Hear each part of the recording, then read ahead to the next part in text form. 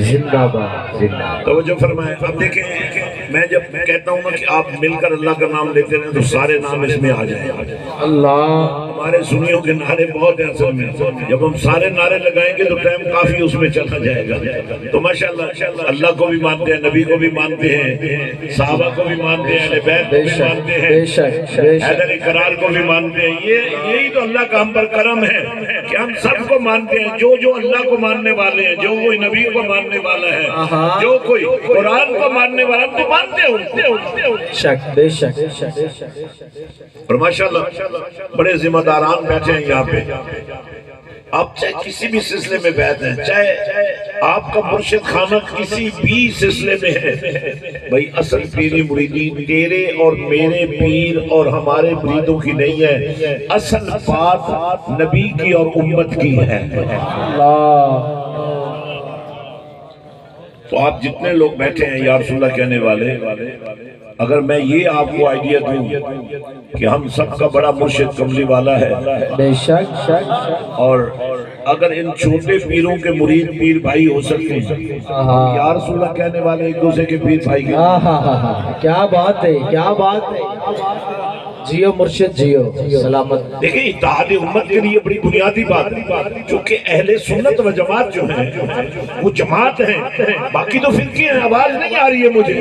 اللہ بے شک شک۔ اور فرقے بھی چھوٹی چھوٹی باتوں پر بنے ہیں۔ مثال کے طور میں مثال دیتا ہوں، سفر معراج جاری ہے، ثم دنا فتدل فکان قاب قوسین او ادنی، اللہ فرماتا ہے دونوں۔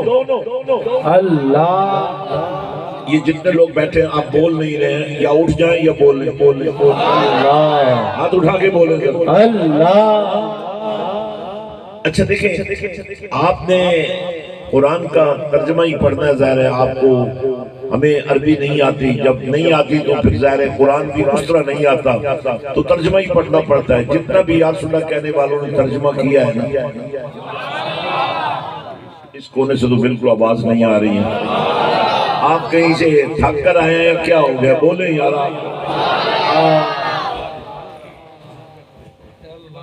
ہمارے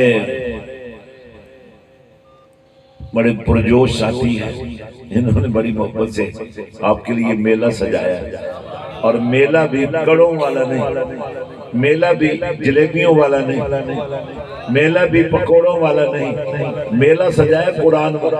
واہ واہ واہ واہ، کیا کہنا یار کبھی کبھی مائیں ایسے بیٹے پیدا کرتی ہیں، اللہ، فکر ہو کہ مدینے والے کی بات کیوں نہیں ہو رہی ہے۔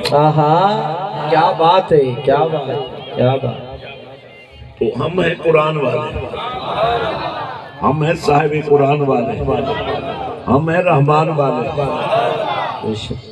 اور یہ ساری باتیں جڑی ہوئی ہیں، اس لیے آپ کو بھی جڑنا پڑے گا۔ اللہ پاک ہے، بولیں ذرا اللہ اللہ، اونچی آواز بولیں، کملی والا پاک، بولو، پاک ہے، قرآن پاک ہے، حرم پاک۔ تو اگر آپ پاک نہ ہوئے اللہ سے بھی دور ہو جائیں گے، نبی سے بھی دور ہو جائیں گے، اللہ اکبر، اللہ اللہ، قرآن سے بھی محروم ہو جائیں گے، حرم سے بھی محروم ہو جائیں گے۔ تو پاک ہونے کا کتنا آسان طریقہ ہے، وضو کرو جسم پاک ہو جائے، نماز پڑھو روح پاک ہو جائے، اللہ کا نام لو دل پاک ہو جائے، اللہ وجود بھی پاک ہو گیا، روح بھی پاک ہو گئی، دل بھی پاک ہو گیا۔ پھر کوئی طاقت میں نے ایسی نہیں دیکھی جو آپ کے دل کو، دل مومن کو اللہ کا عرش نہ بننے دے۔ اللہ، واہ واہ، کیا بات ہے کیا بات ہے، قلب المومن، اللہ، عرش اللہ، اللہ نہیں سماتا زمین اور آسمانوں میں، سما جاتا ہے بندہ مومن کے دل میں۔ بے شک بے شک بے شک۔ اور اس دل کی شان کیا ہے؟ بہت اہم بات ابھی میں کرنے لگا ہوں۔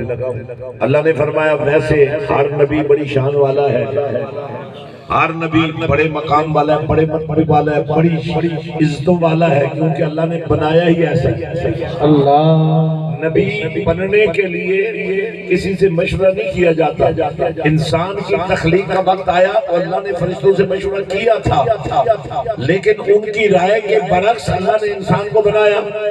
انسان بنا مشاورت کی، لیکن جب نبیوں کا انتخاب کیا نہ جبرائیل سے مشورہ کیا، نہ اسرائیل سے مشورہ کیا، نہ میکائیل سے، نہ اسرافیل سے، کسی سے بھی مشورہ نہیں کیا. فرمایا یہ آدم ہے، یہ میرا نبی ہے، اللہ یہ نوح ہے، یہ نبی ہے. تمہیں ماننا ہی پڑے گا. جو نہیں ماننے کا وہ مردود ہو جائے گا، وہ ملعون ہو جائے گا، وہ میرے دربار سے نکل جائے. اللہ اللہ اکبر اللہ. تو اللہ نے جب نبیوں کو بنایا نا تو کسی سے مشورہ نہیں کیا کہ میں بناؤں یا نہ بناؤں. جن کو بنایا پھر ان کا شان بھی بیان فرمایا. ہر نبی کو معجزے عطا